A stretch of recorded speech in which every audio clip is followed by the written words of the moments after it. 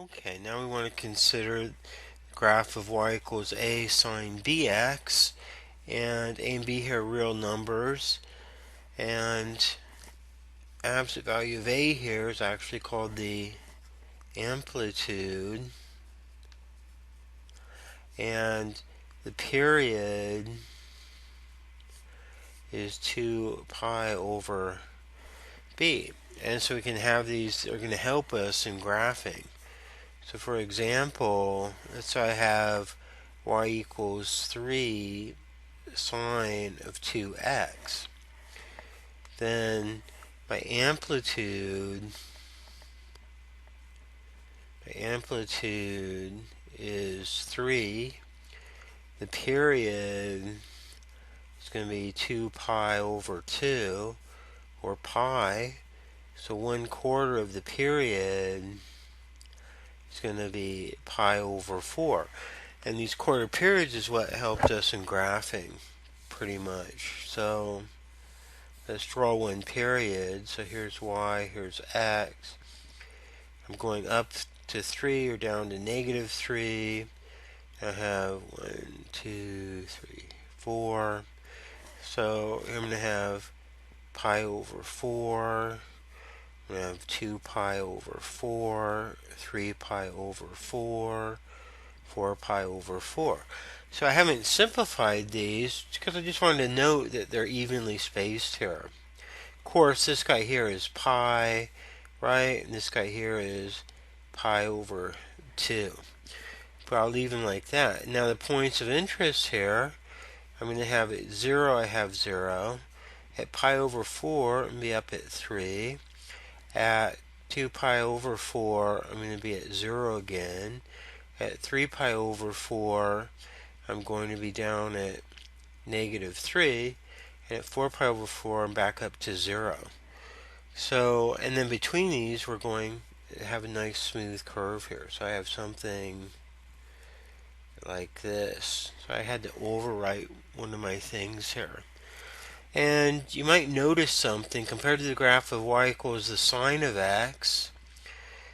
Here I'm going to stretch vertically a factor of 3, but I'm going to shrink horizontally by a factor of 1/2. And it looks like we're doing different things here with respect to x or y. How come these are both bigger than 1, but with x I'm shrinking and with y I'm stretching? It's because the way we wrote this. If instead, I just want to note here that my y equals 3 sine 2x, I can write as 1/3 y equals sine of 2x. And so if I write it in this fashion, I see that actually, if I start with my equation y equals sine of x, the 3 there is actually replacing y by 1/3 y. And then the 2x replacing x by 2x. So this is more fair to the variable in some sense. Let's do one more example here. So let's say, for instance, I have y equals 1/2 sine of x over 3. So now my amplitude